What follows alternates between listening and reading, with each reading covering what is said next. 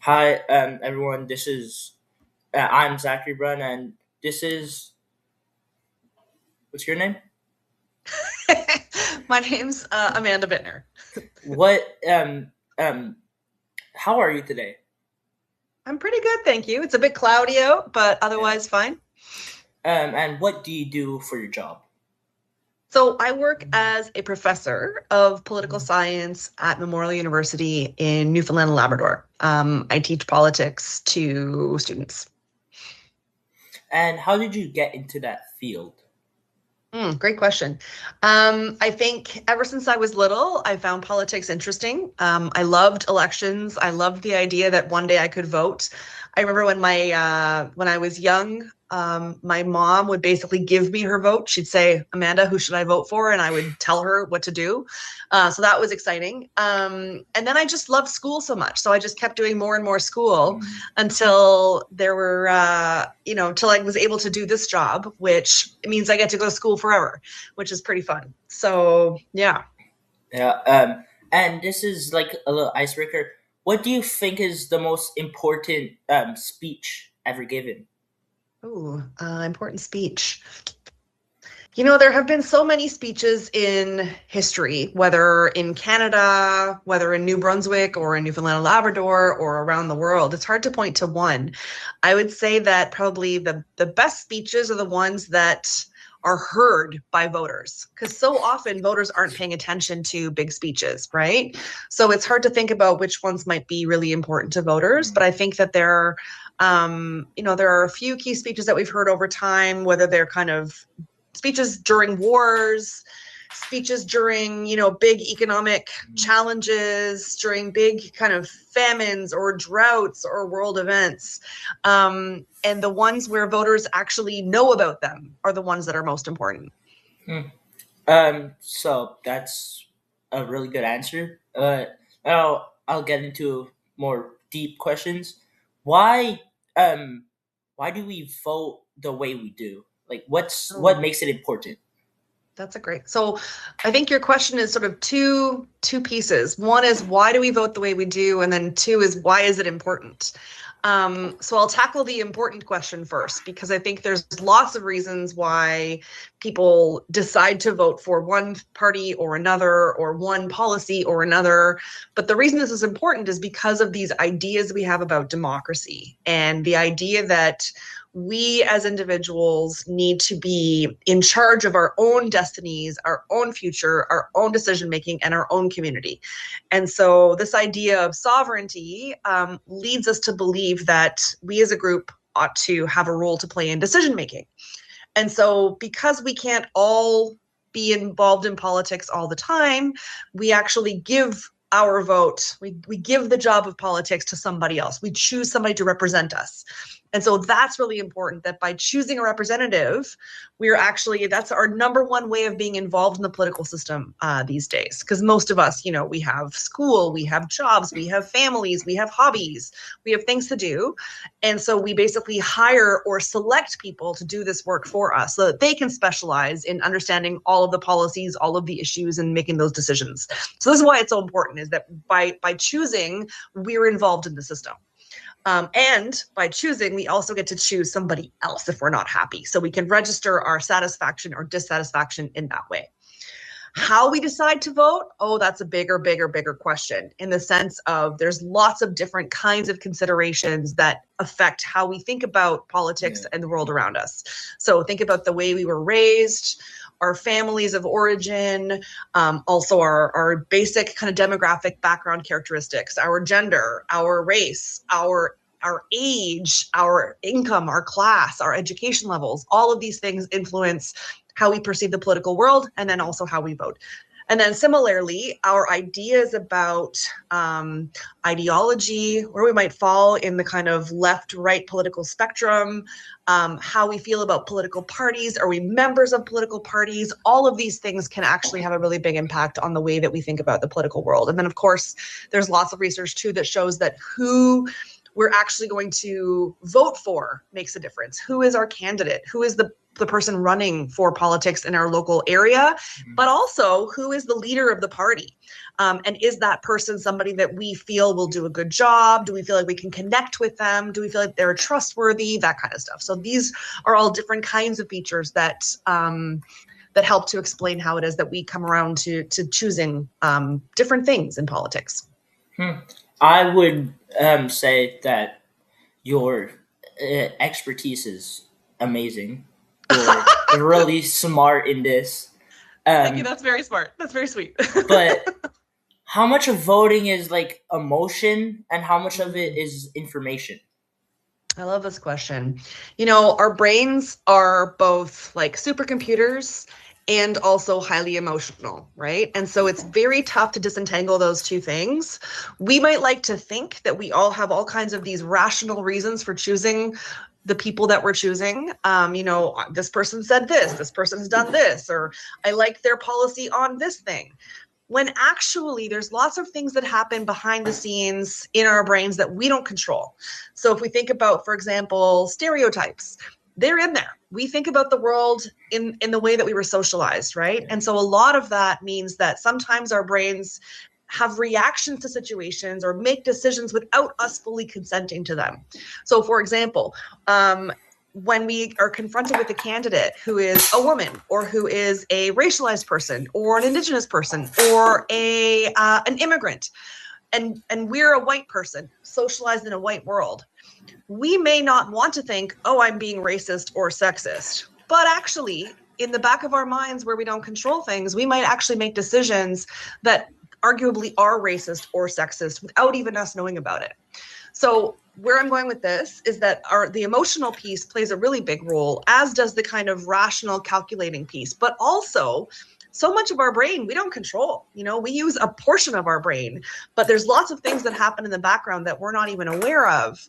And so when we're trying to explain how it is that we as individuals voted in the last election, for example, we may not be giving an accurate description of it because we don't actually know, because our brains are doing things in the background with us knowing about it. Well, but I have another question. At what point does it become identity instead of like thought?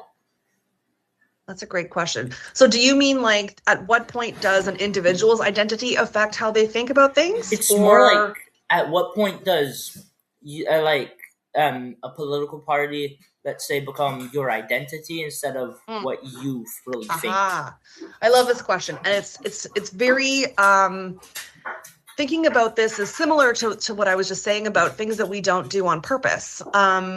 And so I guess I would ask you, for example, Zacharie, are you a sports fan? Do you watch hockey, for example? No, I don't watch hockey. I watch baseball. You don't watch hockey. Okay, you watch baseball. And so what is your favorite baseball team? Like, what is the team that you root for? Blue Jays. Okay, so you're a big Toronto fan, and you're a big Blue Jays fan. And so that's your team. And in many ways, like you were saying, this question about identity, that's your identity, right? Like you think of yourself as being part of that club, as these are your guys, you want them to succeed. When they do really good, it's really good. When they do really bad, it's like, you're disappointed. Sometimes the referee calls can be filtered through this. So we say, oh my God, that ref sucks because he did this thing or whatever. He got it wrong because our team is perfect. And the same thing is true for politics. So if you're a liberal or a conservative or a Green Party member or an NDPer or whatever else you might be, you see the world through the eyes of being like a super fan. And so the challenge with that is that we may get it wrong. So I'm from Toronto originally, and so I like to give the hockey analogy of the Maple Leafs, because the Maple Leafs, they don't win very often, right? But their fans are super fans, and the Leafs can do no wrong. And the ref is always the problem, and the problem is never the actual Leafs team, right? And so the challenge is sometimes the Leafs just didn't do that well. Yeah. They didn't get enough breakaways. They didn't have enough shots. The ref was fine, but the problem is the actual team. And so the same thing is true for politics, is that we as individuals are in this system where we have our team, we want them to succeed. And so we can actually, like, it's like we have glasses on that filter. And so you've got these glasses that are colored red or colored blue or colored orange, and they filter information in and out. And so we only see what we want to see sometimes.